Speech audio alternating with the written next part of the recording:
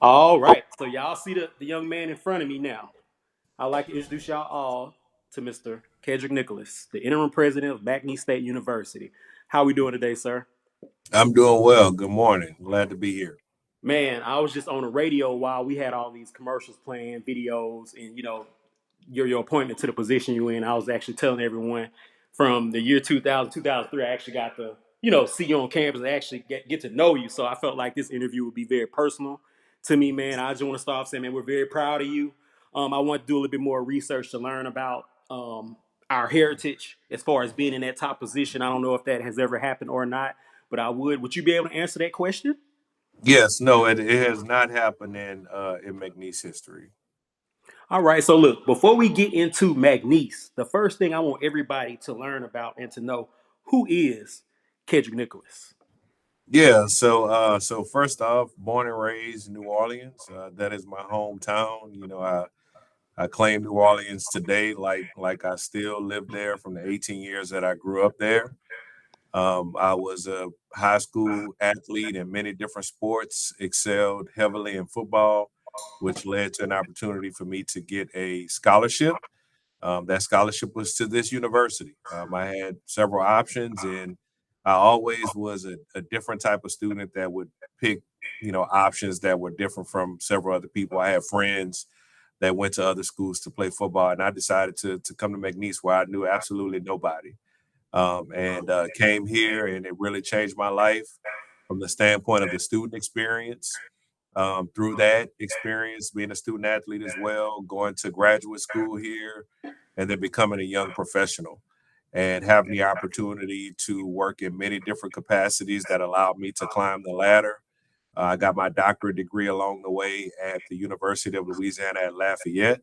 Was traveling there on weekends for classes for that 3.5 year period through writing my dissertation. And once I got the doctorate degree, it opens up more doors for you professionally, and got into senior level leadership, executive level leadership to prepare me for opportunities such as this one. Okay, so you're actually alum now of ULL and McNeese State University. I am. That's hard to say together, but yes, I am. So for those that don't know, we say like, ULL is like right down the street from McNeese, Lake Right. Charles to Lafayette. All right. So look, with with you being where you are, did you foresee this? So it's funny, man.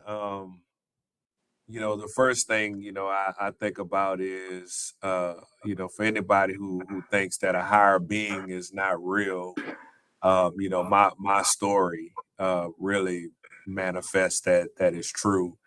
In terms of me wanting to be in a president seat, even on an interim basis, is something that I didn't want to do, because I was fearful that being a president minimized your ability to be who you wanted to be, because you had to conform yourself to many different situations because you're the face of the institution. So the top aspiration I had was to be a vice president, because I felt like a vice president is, high enough in terms of acclaim, compensation, all those things that come with it. But it also keeps you at a level where you maybe are not forced to compromise as much because you don't get the attention.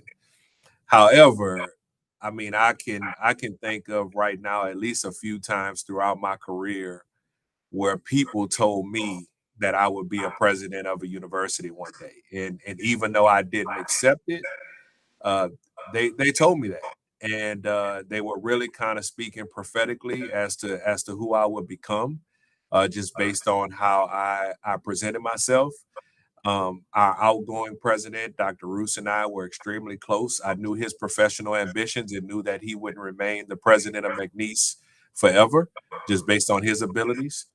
And he always told me to be ready. It's one of the reasons why he put me in the senior vice president position versus just a standard vice president position, because he trusted me to fill this seat, if that time came. So, through just the manifesting that people provided to me, the confidence that Dr. Roos had in me, and him giving me the ability to show what I can do, it really kind of changed my focus to say, yes, you can do this. You're built for this. You're prepared for this, and you can excel.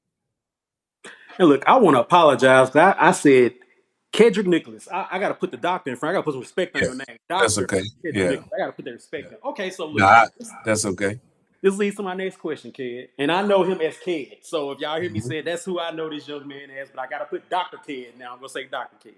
Okay, so Dr. Ked, we know that you're a prominent member of Alpha Phi Alpha Fraternity Incorporated. Mhm. How did that help you as far as, you know, the perspective of learning to become a leader? And do you feel that Absolutely. those values that you Yeah. learned within that fraternity help you get to where you are now? Yes. Well, I mean, I tell people, I joined Alpha my third semester. So I had did a year as a freshman, and it was the first semester of my second year in college.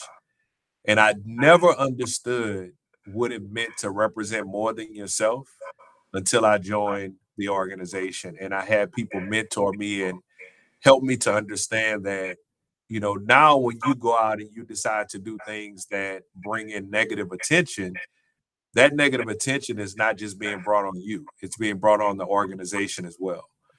The other thing that the organization taught me is professionalism and, the importance of presenting yourself how you want to be received.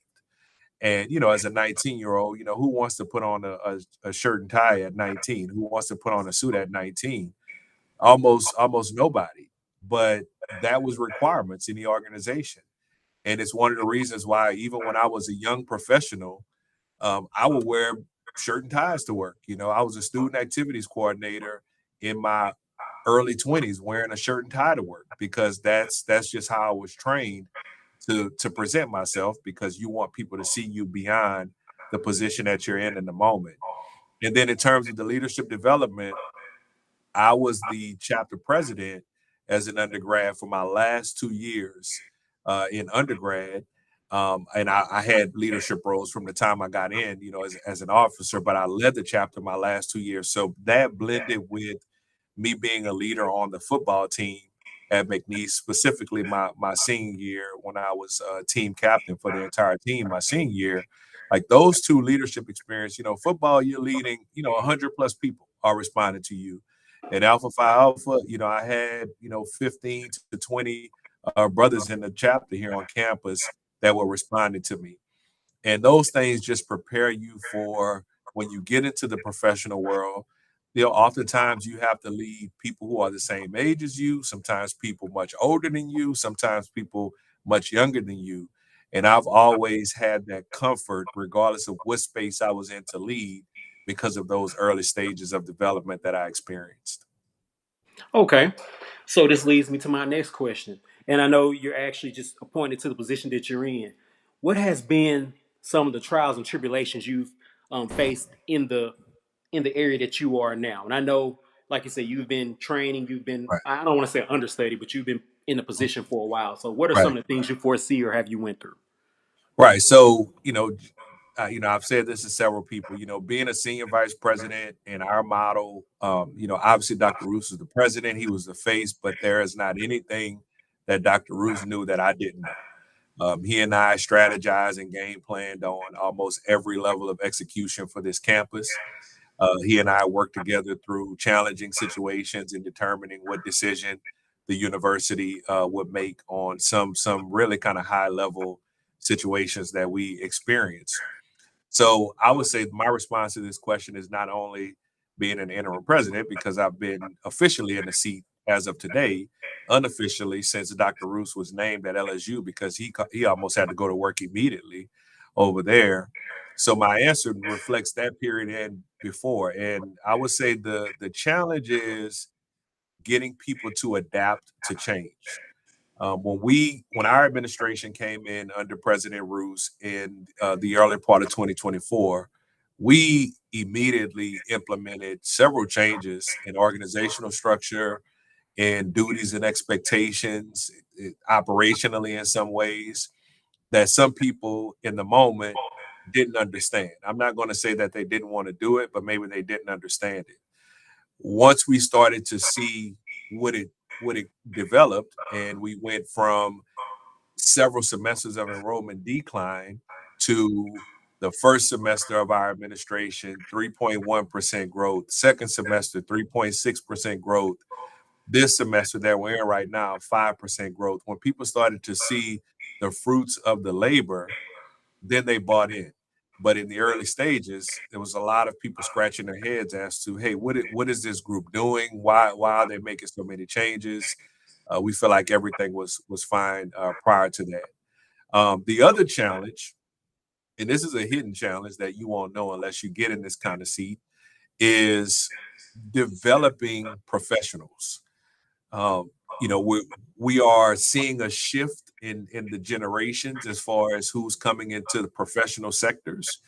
And we know that younger generations, I mean, I'm a millennial myself. I'm on the fringe of being a Gen Xer, but officially I'm a millennial. I feel like I have more Gen X characteristics though. But millennials are heavy in the professional world. Gen Z is coming up in the professional world. And those individuals have different needs and abilities, and they may not be as self-sufficient as older generations were. So it's a challenge when you hire people, and maybe it's even people that was here that's been promoted. It's a challenge to make sure that they're equipped and ready for their job so that you can do your job at a high level because you're not having to micromanage what's being done on lower levels.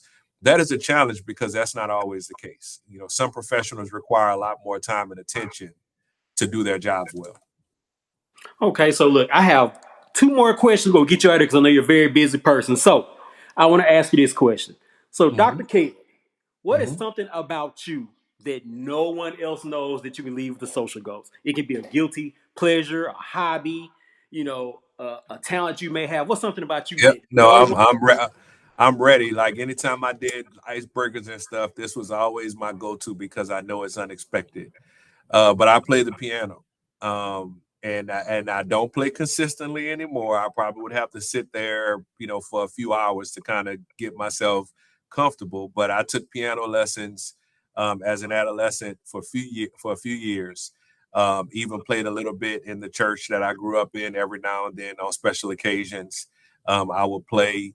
In my parents' home in New Orleans, they still have a piano that I might dabble on, when I go home.